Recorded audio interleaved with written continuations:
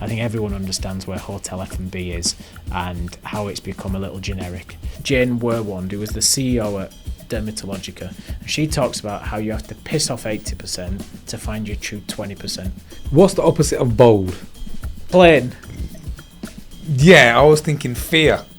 Over time, they've built up a reluctance subconsciously to see what's happening out there because hotels have always done it this way. If you want a burger, go to Five Guys.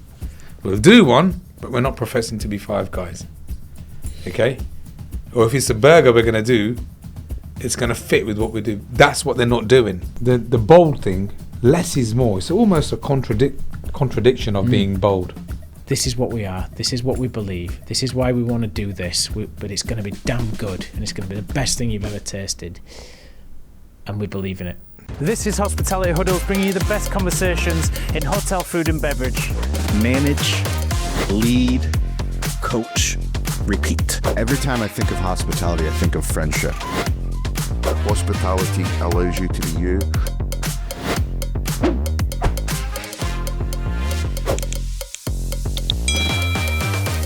Welcome to another episode of Hospitality Huddles. Today we are going to talk about bold F&B in hotels. Bal, how are you doing? Very good, you? Excellent, thank you. We're saying that, but we've literally been recording 2 or 3 of these episodes, so we already know how it is. I He's just realised checking in. how ridiculous that question Psychological was. welfare and all Exactly. that. Exactly, it's important. Right, bold F&B.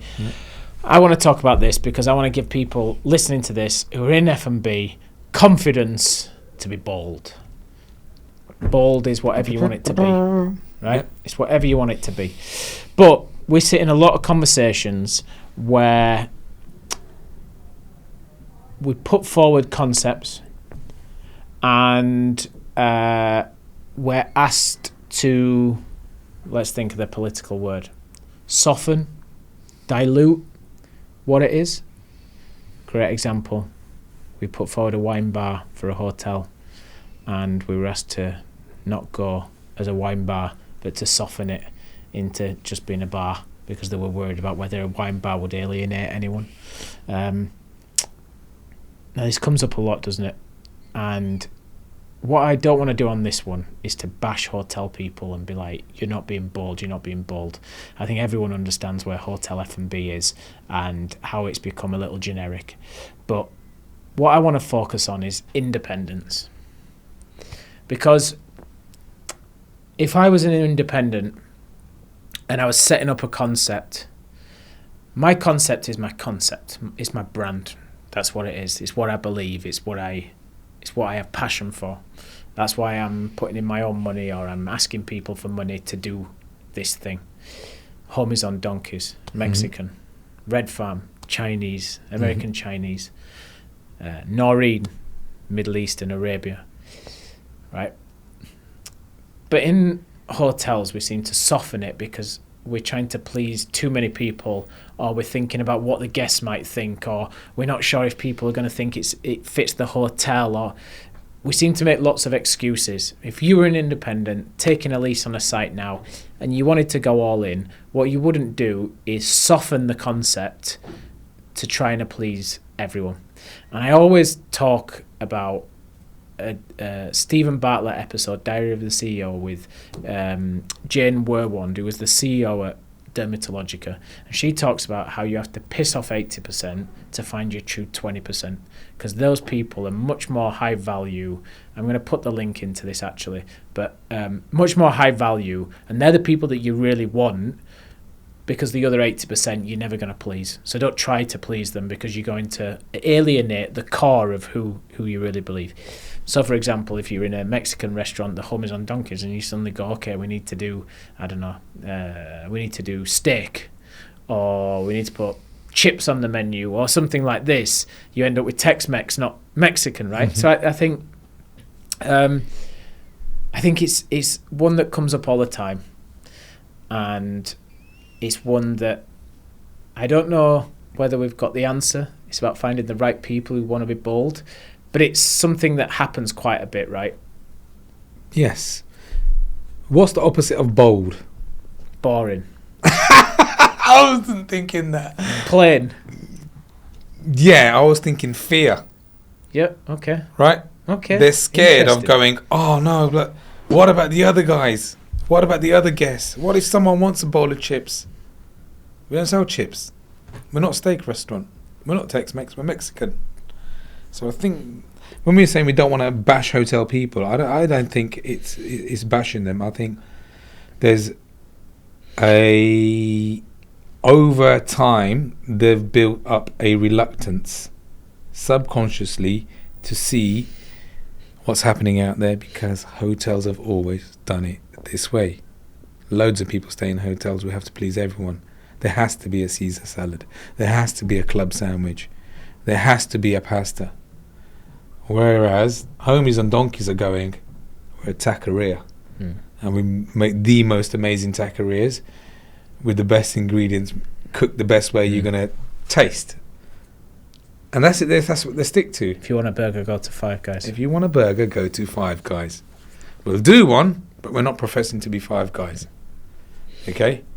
Or if it's a burger we're going to do, it's going to fit with what we do. That's what they're not doing. It's institutionalization, or you just.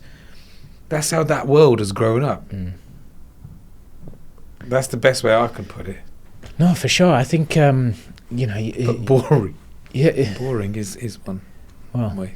Yeah, We did- I mean, you were there's far plenty of more evidence. articulate than me on that. But It's plenty of evidence to say it is boring. I just think it's one of these, isn't it, where you need to pin your hat on something and get people engaged, And I think it's looking at the audience as well. Like we did a project, a concept development project recently, and when we first started doing it, they thought it was all about the bar. We were like, hang on a minute, you're going to alienate a big chunk of your guests, in-house or external. So create a space for them, create a space for who you want to attract, and you've got the best of both worlds. Like, you don't need to have this kind of weird thing where you're trying to have the right things on for this lot but not for this. And I think the other thing that's really interesting is whenever you speak about concepts, the hotel guest always comes back into the conversation. And what makes it really interesting for me is when we turn around and ask people, and we should do this, we should get all this information out actually, and we should just release it as a LinkedIn post. I can tell you, I did a workshop for 12 hotels across Europe, and I asked them what the sleeper diner ratio was. It was about 17%. So 17% of business was coming from the hotel guests. So there was money being left on the table because the rest of them were going out. What's that, 23%? 83%. Were going out. So you're making decisions on this core guest who doesn't come because your sleeper diner ratio is low.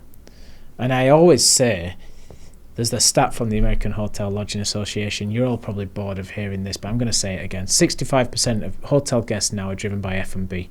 Not the F&B in the hotel, but the F&B locally of where they want to visit, and they're going to find somewhere right in the middle so it's convenient to get everywhere, which presents 65% of opportunity. You make your F&B so good the locals want to come in, your hotel guests we're going to follow. They don't even need to be part of the conversation. Think about them for breakfast. Think about them in a different part of the hotel. Your restaurants, your bars need to have an identity that's going to attract people in, that's going to mean the hotel guests have to come and eat with you because it's the place that they want to come and visit, because that's where the locals are, because that's what the stats are saying. And I think that's the bit that's really key on this, is put your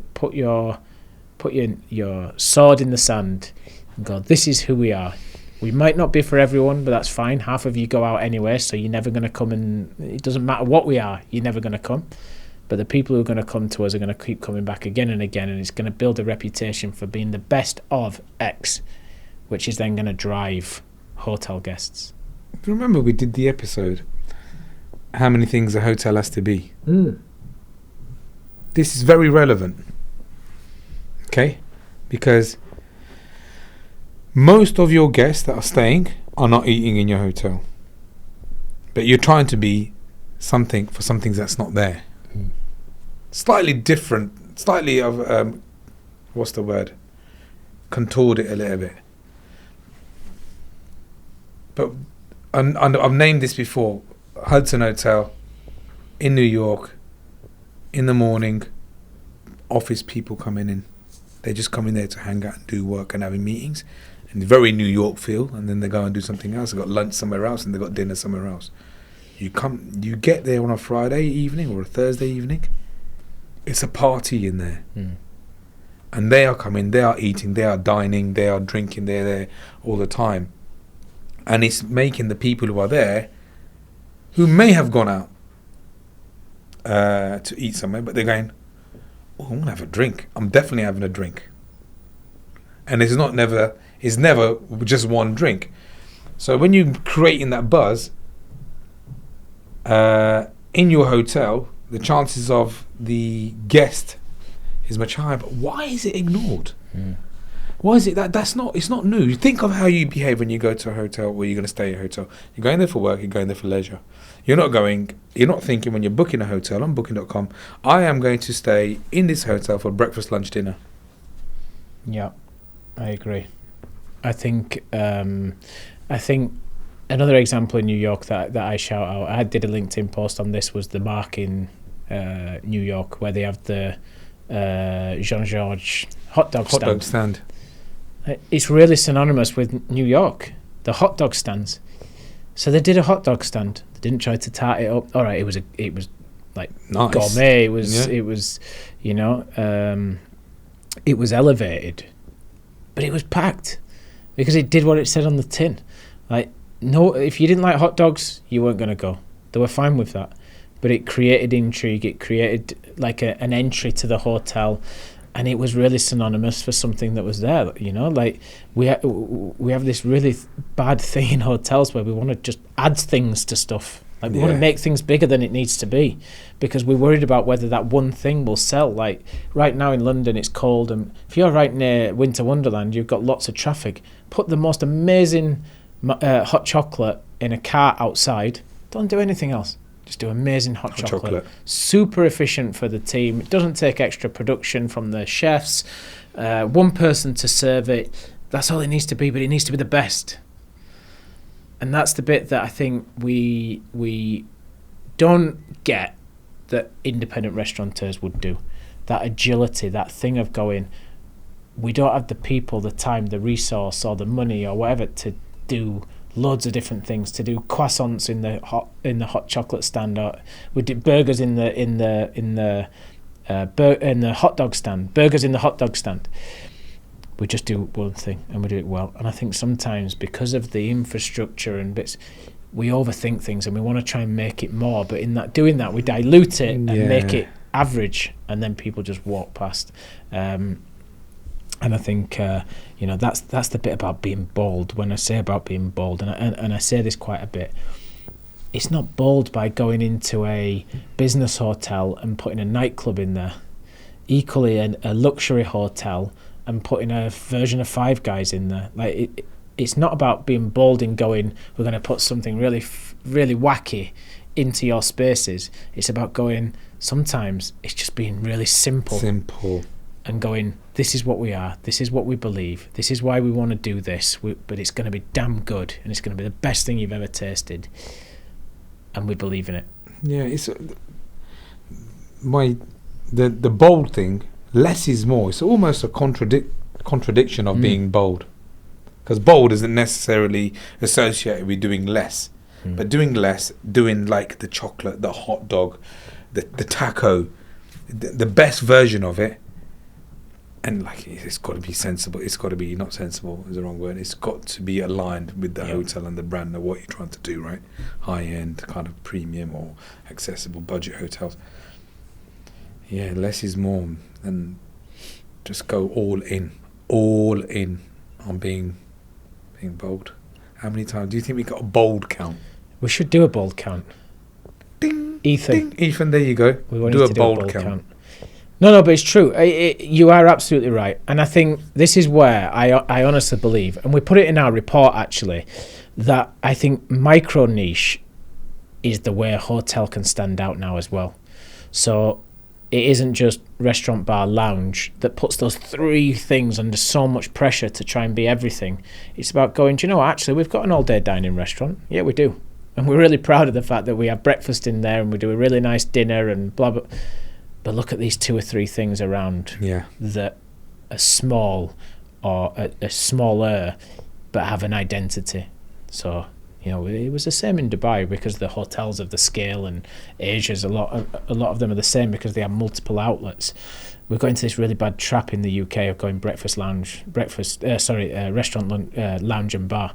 But I think now it's about going, we might have a little 12-seat taqueria or a little oyster bar with oyster and champagne bar, or we might even just have a coffee concession in a little cart that sits there that gets locked up at night time, and it's okay that it's shut. Like, that's the other thing is we look at this coffee place. I was with someone the other day having a tour of this potential project, and he went, this is the cafe, beautiful space, but at night time we want it to be like part of what should we do with it at the night time? So close it. Yeah, but we can hide all the thing behind here, and everyone's going to know that it's hidden. So you're not going to fool anyone. Yeah. Because in the next morning, it's going to be... So if it's a great cafe, make it the great cafe with great coffee, great pastries. But it's okay to shut at 6. It's fine. Yeah. It's fine. Because that's what a coffee place would do. They close at 6. They close at 6 for a reason.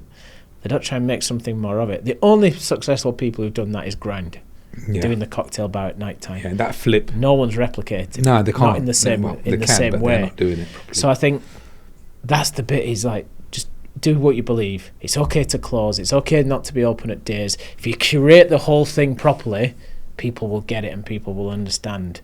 And it's what people want now. They want choice. They want flexibility.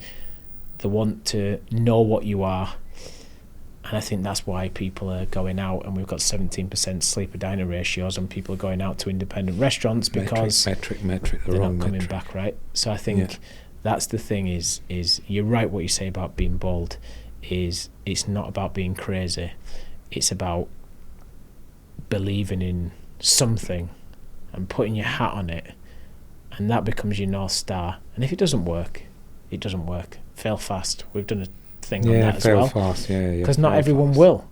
But we've worked in restaurant groups where not every location worked. Yeah. The brands did, but some locations were stinkers.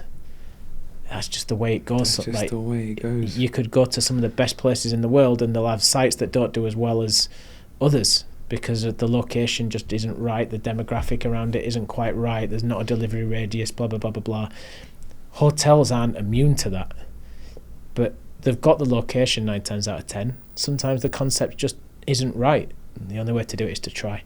So I think that's the bit about being bold, is don't be scared to try, don't be scared to fail, make it acceptable for the fact that it might fail. Look at certain spaces and go, should these be future-proof, that we can change things around? Look at food court halls and how they work, department stores and how they work.